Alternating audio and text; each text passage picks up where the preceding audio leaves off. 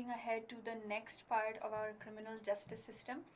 आपके टॉपिक में इस पूरे सेक्शन में एक स्पेसिफिक टॉपिक है, चैप्टर है, which is about the punitive and reformative treatment of criminals. अब a lot of students, a lot of candidates, they have a lot of trouble understanding कि ये है क्या और इसके डोमेन में क्या क्या आ जाता है. उनको समझ नहीं आती कि ये वाला जो टॉपिक है ये कितना वास्ट है, इसमें क्या क्या सब टॉपिक्स हैं, इसमें क्या क्या इंक्लूडेड है, और जब आप इसको पढ़ने बैठते हो तो it seems like it's a never ending topic.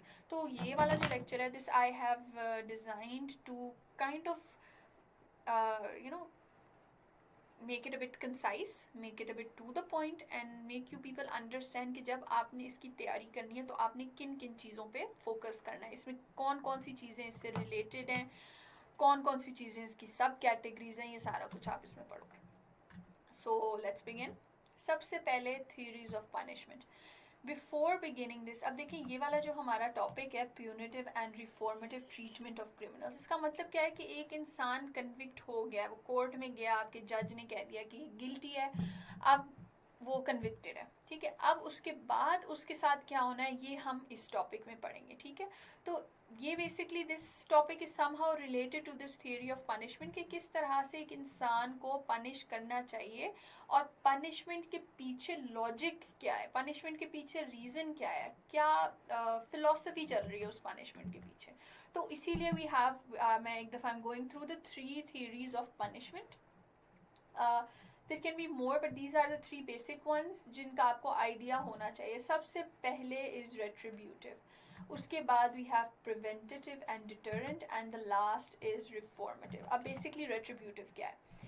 Retributive का मतलब है पनिश करना, सज़ा देना. आपने अगर कुछ गलत किया आपको उसकी सज़ा मिलनी चाहिए. बेसिकली इसका, इस थ्योरी का ये मतलब है कि अगर हम किसी को सज़ा दे रहे हैं तो वो सज़ा क्यों दे रहे हैं? सिर्फ इसलिए ताकि उसको तकलीफ हो. उसने अगर कुछ बुरा किया है तो उसके साथ भी बुरा होना चाहिए.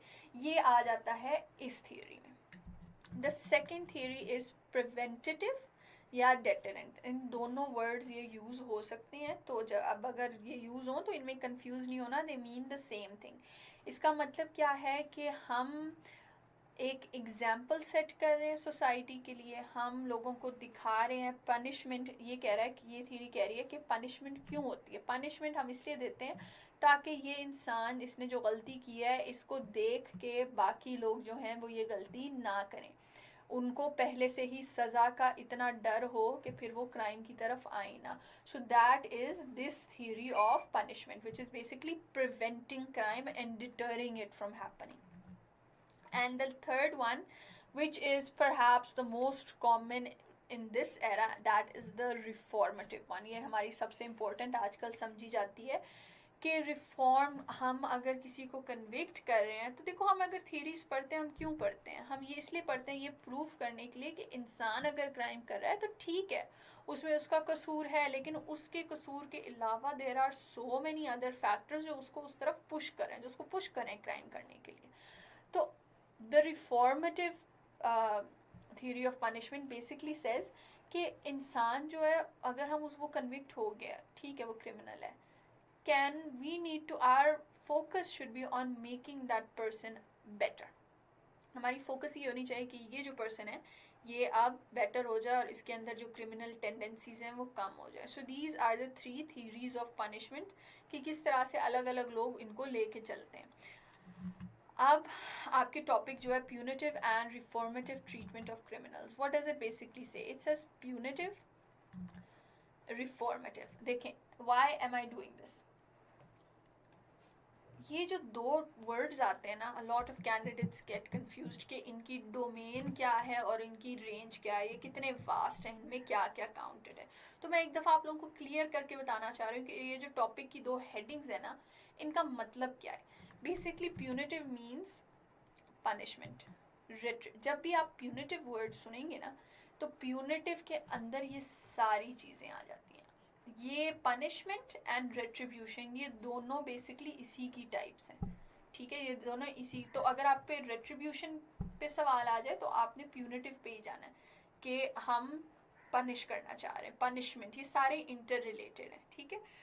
सो इससे रिलेटेड कॉन्सेप्ट्स कौन से हैं?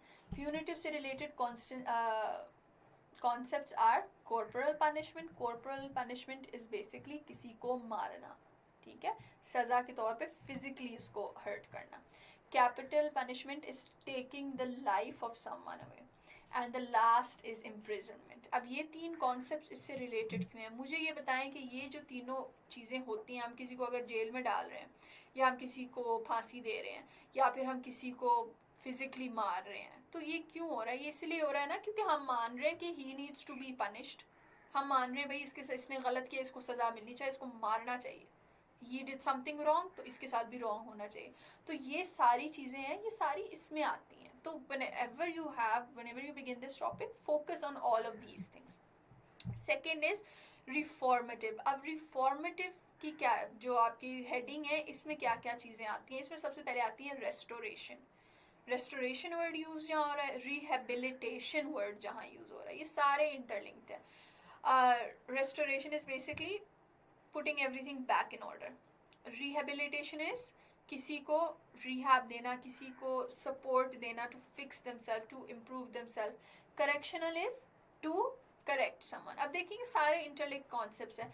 रिफॉर्मेटिव बेसिकली मीन्स जिस तरह आप रेट्रीब्यूशन में punish punish punish, reformative meant fix him, उसको हेल्प करो, make him a better citizen. ये सारा कुछ रिफॉर्मेटिव में आता है. अब रिफॉर्मेटिव से रिलेटेड जो कॉन्सेप्ट्स आप लोगों ने पढ़ने हैं वो है प्रोबेशन, वो है परोल, वेरी इंपॉर्टेंट, ठीक है.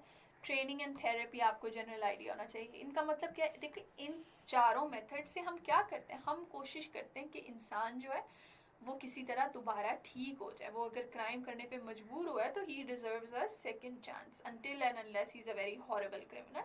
लेकिन everyone deserves a second chance. और ये सेकंड चांस वाला आइडिया कहाँ से आ रहा है? ये रिफॉर्मेटिव थियरी से आ रहा है.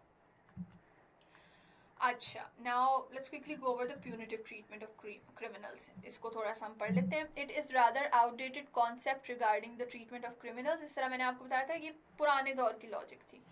आजकल we focus on rehabilitation. The purpose of punitive justice is to punish the criminal offenders for their actions. वही बात आ गई कि बस उसको सजा देनी है हमने किसी तरह. Some characteristics of punitive justice include, अब इसकी characteristics क्या है? The belief that punishment alters a person's action. कि किसी को सजा दोगे ना, अगर उसे पूरी तरह मारोगे तो वो इंसान बनेगा, ठीक है. तो punishing is the cure, they believe. The criminal will only take responsibility through punishment. This concept basically says कि इंसान जो है वो तब तक अपनी गलती नहीं मानता जब तक उसको सजा नहीं मिलती. To make him realize it and to make him accept it and to make him fix it, he needs to be punished. The belief that the infliction of pain will deter future criminal behavior. कि अगर हम किसी इंसान को तकलीफ दे रहे हैं तो अगली दफ़ा उस तकलीफ के डर से वो दोबारा क्राइम नहीं करेगा. A belief that action should be met with similar action. कि जिसने जितना बुरा काम किया उसके साथ उतना ही बुरा होना चाहिए. तो ये बेसिक आइडिया है punitive treatment of criminals की. And the last point is punitive justice seeks to remove people from society and to incarcerate. Incarcerate means lock them up in penal institutions. मतलब क्या है कि this punitive treatment just believes कि हमने बुरे बंदे को अपनी अच्छी सोसाइटी से दूर करना है, सोसाइटी को उस बुरे बंदे से बचाना है और उसको इनकारसरेट करना है, उसको बंद करना है किसी इंस्टीट्यूशन में, like a jail, a prison, ठीक है. तो ये this is the basic idea of the punitive treatment. Now moving on to the more, अच्छा सॉरी, प्यूनिटिव ट्रीटमेंट में मैंने आपको पहले बताया था कॉर्पोरल एंड कैपिटल पनिशमेंट. ये आपकी सिलेबस में मेंशन्ड है. So let's quickly go over what these are. थोड़ा सा बोरिंग लग रहा है लेकिन please you need to know this. Corporal punishment or physical punishment is punishment intended to cause physical pain. मैंने आपको बताया किसी को physically harm करना, उसको मारना उस सेंस में, वो आ जाता है corporal punishment. When practiced on adults, it may be practiced in prisoners or slaves. अच्छा, जब आप corporal punishment पढ़ने लगोगे ना, इस पर research करोगे, most of the information you get will be related to corporal punishment in schools या at homes. They are not relevant to you. आपने ये नहीं देखना कि स्कूल में बच्चों को मारना चाहिए या नहीं मारना चाहिए, या घर में पेरेंट्स ने बच्चों को मारना चाहिए या नहीं मारना चाहिए. That is not relevant. You need to focus on the part that is happening in prisons, कि क्या prisons में किसी को physically hurt करना चाहिए, that is the corporal punishment you are related to. Punishment for crime by inflicting pain or injury includes, अब किस तरह से होता है, flogging, branding and even mutilation was practiced in most civilizations since ancient times. पुराने दौर में this was the most important thing, कि उनको या वो whip से मारा जाता था या फिर उनको branding की जाती थी. You can search it up, I'm not going into the details. या mutilate किया जाता था. With the growth of humanitarian ideals since the Enlightenment, हमने Enlightenment से related थोड़ा सा पढ़ा था when you were studying theories. तो उसमें क्या था कि जैसे जैसे लोग थोड़ा उनकी सोच बदलती गई तो they moved away from those harsh punishments.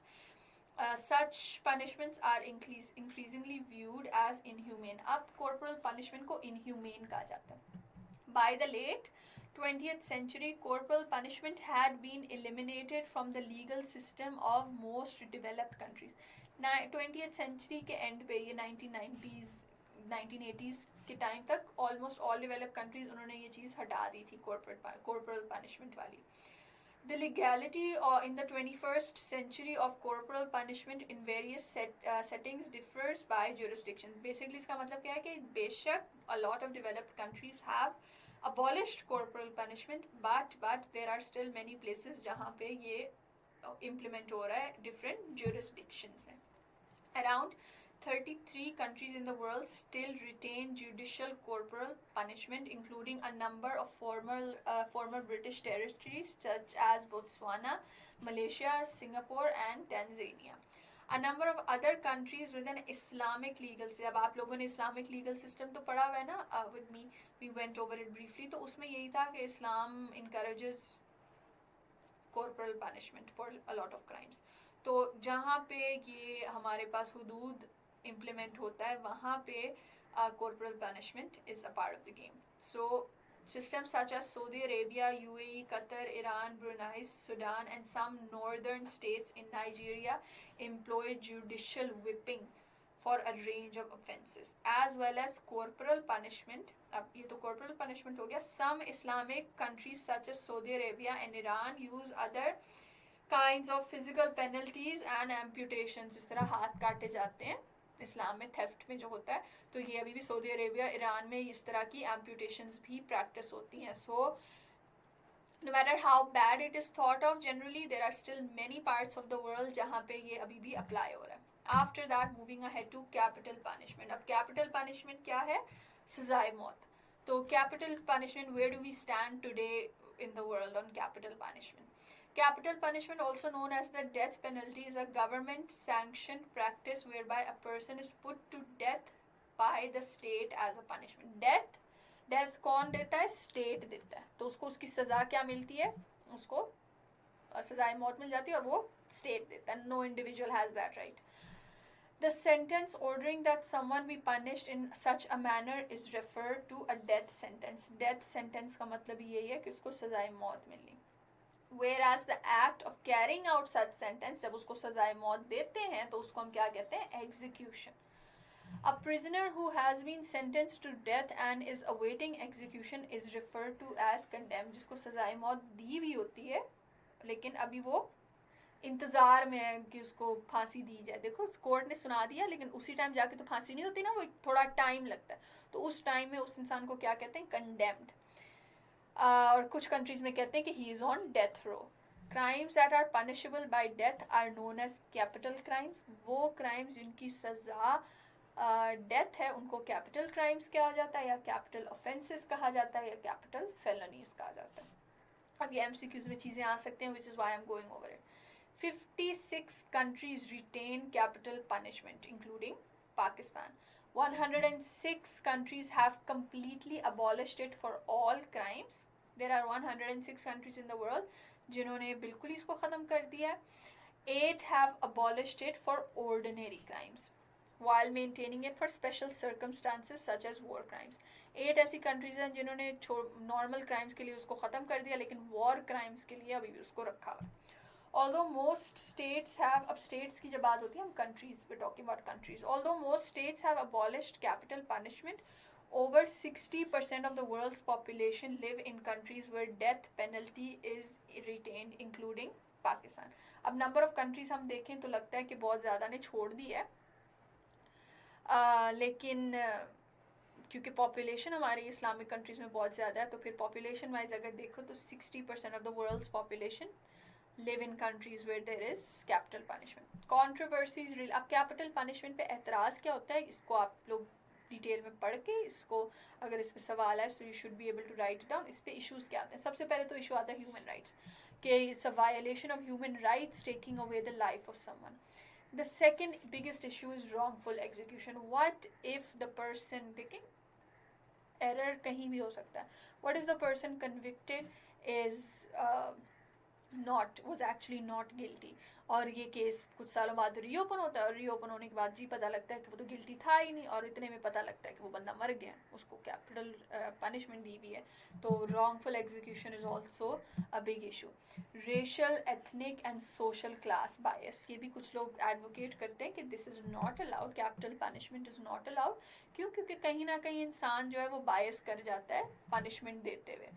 ये एथनिक एंड सोशल क्लास, ये सारी चीज़ें देख के आप लोगों को पता ही है कि हाउ द वर्ल्ड वर्क्स. तो ये उसके अगेंस्ट है. And some controversies are that of religious views, के किस तरह से रिलीजियसली उसको कंडेम किया जाता है. अब दिस इज़ बेसिकली, अच्छा वन मोर थिंग, हम जो रिफॉर्मेटिव पनिशमेंट है उसको अलग से लेक्चर, डिफरेंट लेक्चर में पढ़ेंगे under probation and parole. Just giving you a brief idea कि एक इंसान को रिफॉर्म किया किस तरह से जाता है. एक तो प्रोबेशन परोल हो गया, ये हम इससे नेक्स्ट लेक्चर में पढ़ेंगे. उसके अलावा there are other ways. We have vocational training. हम एक इनमेट को, एक पर्सन जो प्रिजन है उसको ट्रेन करें, उसको लाइफ स्किल दें कि वो जब रिलीज़ हो तो वो जाके अपने लिए एक अच्छी रोज़ी कमा सके, बजाय इसके कि वो क्रिमिनल एक्टिविटी पे जाए. Therapy and counselling. अगर एक बंदे को साइकोलॉजिकल इशू है, या उसने ट्रॉमा देखा हुआ है, या वो अब्यूजिव हाउस होल्ड से है, तो उसको काउंसल करना. Private industry in prison. This is a very good idea कि प्रिजन्स में जब तक वो हैं, ठीक है, उनको सज़ा मिल रही है, उनको वोकेशनल ट्रेनिंग के साथ साथ प्राइवेट इंडस्ट्री भी हो जहाँ पे वो चीज़ें बनाना सीखें. वो चीज़ें बेसिकली वो प्रिजन का ही एक सर्कल, जो फाइनेंशियल सर्कल है, वो वहीं से वो पूरा हो जाता है. तो इस तरह क्या होता है कि आप उन इनमेट्स को टैलेंट भी दे रहे हो, उनको स्किल भी दे रहे हो, और फिर they are not a burden for the tax payers. जिस टैक्स पे वो प्रिजन्स चल रहे हैं, कुछ कहीं ना कहीं उसमें इनका किया हुआ काम भी प्रॉफिट दें. Media needs to play its role. कोई माइनर क्रिमिनल्स को उस तरह से लेबल नहीं करना, जिसमें ये लेबलिंग थियरी में आ जाता है. NGOs can work to bring, जब एक कोई प्रोबेशन या परोल पे निकलता है, टू ब्रिंग देम, या कि जिसकी सज़ा ही कम हो जाती है, 3-4 साल की उसकी सज़ा है और उसको ख़त्म हो जाती है, पूरी करके वो बाहर आता है, तो NGOs need to make sure, मतलब they can work towards bringing them back into the society. And the last is employment agencies. जब ये लोग वापस आए सोसाइटी में, तो employment agencies need to work to provide them a good livelihood, ताकि वो दोबारा सोसाइटी का इशू सोसाइटी का हिस्सा बन जाए. तो ये बेसिकली हमारे रिफॉर्मेटिव या रिहेबिलिटेशन, ये सारा कुछ उसमें आ जाता है. So I hope you people have an idea now कि किस तरह से ये वाला जो टॉपिक है, आप लोगों ने इसमें क्या क्या आता है, हमने उसको डिस्कस भी कर लिया. प्रोबेशन और परोल को हम नेक्स्ट लेक्चर में डिटेल में पढ़ेंगे. And I hope you people understand how the punitive and reformative treatment of criminals, ये वाला जो टॉपिक है, ये आप लोगों ने किस तरह से कवर करना है. Okay, see you in the next lecture.